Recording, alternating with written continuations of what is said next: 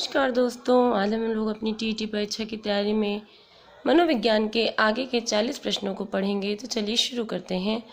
निम्न में से कौन सी सहायक सामग्री सूचनाओं के विश्लेषण एवं तुलना में सहायक है? ग्राफ। निम्न में से कौन सा काम शिक्षण अधिगम प्रक्रिया में सबसे पहले किया जाता है? उद्देश्य लिखना।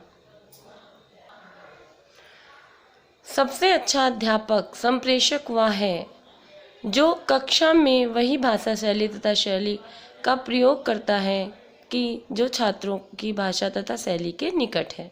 समस्या समाधान के लिए तर्क का प्रयोग करता है। उपरोक्त दोनों आगमन, निगमन, विश्लेषण तथा संश्लेषण विधियां विकसित कर सकते हैं केवल ज्ञानात्मक पक्ष को। श्रव्य दृश्य का चयन किया जाता है शिक्षण उद्देश्यों को ध्यान में रखकर, विषय वस्तु को ध्यान में रखकर, छात्रों की आयु को ध्यान में रखकर, यानी उपरोक्त सभी को ध्यान में रखकर श्रव्य दृश्य का चयन किया जाता है। खेल एवं पाठ्य सहगामी क्रियाओं के माध्यम से निम्न में से किस आवश्यकता की पूर्ति होती है? संबंध जोड़ने की आवश्यकता, सम्मान पाने की आवश्यकता, आत्म पहचान की आवश्यकता। उपरोक्त सभी की आवश्यकता की पूर्ति होती है।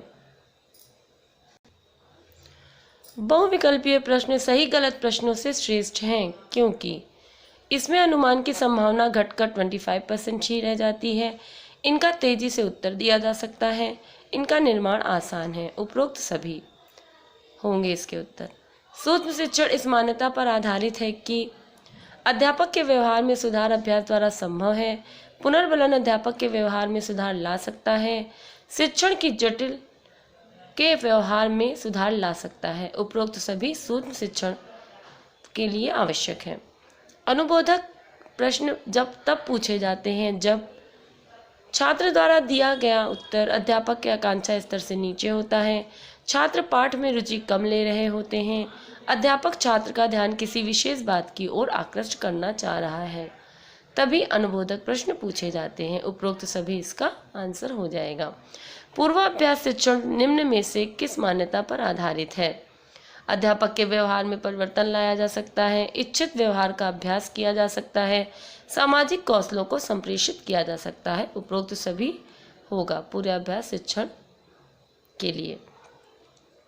सूक्ष्म शिक्षण व्यवहार में सुधार लाता है अभ्यास द्वारा, प्रेक्षण द्वारा, पुष्ट पोषण द्वारा। उपरोक्त सभी के द्वारा सूक्ष्म शिक्षण व्यवहार में सुधार लाता है। गांधी जी ने निम्न में से किसके विकास पर बल दिया? कौशल के विकास पर, आध्यात्मिक मूल्य के विकास पर, व्यक्तित्व के विकास पर। उपरोक्त सभी पर गांधी जी ने बल दिया है। छात्र अध्यापक के किस गुण के कारण उससे प्रभावित होते हैं? ज्ञान, नियमितता, विषय वस्तु को समझाने की क्षमता। उपरोक्त सभी से छात्र प्रभावित होते हैं। स्वामी विवेकानंद शिक्षक को शिक्षार्थी के लिए कैसा मानते थे? पथ प्रदर्शक, मित्र, दार्शनिक। तीनों ही मानते थे, पथ प्रदर्शक, मित्र और दार्शनिक, यानी उपरोक्त सभी। स्वयं स्फूर्त आत्म क्रिया द्वारा शिक्षा, education through spontaneous self activity, या शिक्षण विधि किस दर्शन के अनुकूल है? प्रकृतिवाद के अनुकूल है।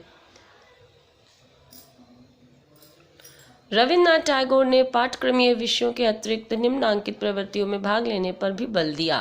पाठ्यक्रम सहगामी क्रियाएं, मानव यंत्र को पूर्ण बनाना, यह उद्देश्य कौन से शिक्षा दर्शन के अनुकूल शिक्षा पद्धति का है? आदर्शवाद, यथार्थवाद, प्रकृतिवाद। उपरोक्त सभी के अनुसार है। यथार्थवादी शिक्षा निम्नांकित पर केंद्रित है, वर्तमान पर।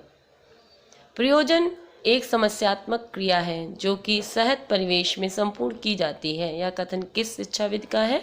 किलपैट्रिक का है। प्रयोजनवादी शिक्षा दर्शन की शिक्षण विधि के क्षेत्र में निम्नांकित देन उल्लेखनीय रही है। किसकी? प्रयोजन विधि की।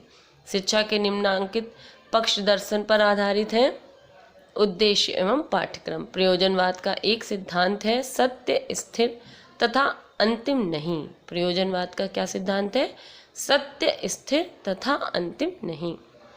पाठचर्या के क्षेत्र में प्रयोजनवाद की देन है, इसे क्रिया आधारित बनाया। शिक्षा अनुभवों की पुनर्रचना मानी जाती है, जॉन डीवी। यह मान्यता किस शिक्षा दर्शन की मानी जाती है? किसकी? प्रयोजनवाद की। प्रयोजनवाद प्रैग्मेटिज्म के अनुसार पाठ्यक्रम निर्माण का सिद्धांत निम्नांकित है। क्रिया का सिद्धांत। बाल केंद्रित शिक्षा निम्नांकित शिक्षा दर्शन की देन है प्रकृतिवाद की। श्री अरविंद ने बालक के निम्नांकित पक्ष के विकास पर बल दिया, आध्यात्मिक एवं भौतिक विकास। प्रकृतिवादी शिक्षा उपागम के अनुसार निम्नांकित शिक्षण विधि पर विशेष बल दिया जाता है, करके सीखना। प्रयोजनवाद प्रैग्मेटिज्म शिक्षा दर्शन की शिक्षा को की देन है, कंट्रीब्यूशन है, क्या है, योजना पद्धति। गांधी जी ने जिन 3 H की शिक्षा पर बल दिया उनमें से एक है हार्ट, हेड, हैंड, तीनों ही हैं। निम्नांकित शिक्षा की देन प्रयोजनवादी शिक्षा की है। पाठचर्या की जीवनोपयोगी व नमनीय बनाना। NCERT का मुख्यालय है नई दिल्ली में है। विद्यालय में अभिलेख रखने का सर्वप्रथम उद्देश्य है शाला द्वारा अभिभावकों को छात्रों की विभिन्न सूचनाएं देना। तो दोस्तों यहाँ पर हमारे मनोविज्ञान के 40 प्रश्न पूरे हो गए। इस वीडियो को बार बार सुनिए, जितना आप सुनेंगे उतना ही ये प्रश्न आपको याद हो जाएंगे और आपकी TET परीक्षा में मनोविज्ञान के पेपर की तैयारी हो जाएगी।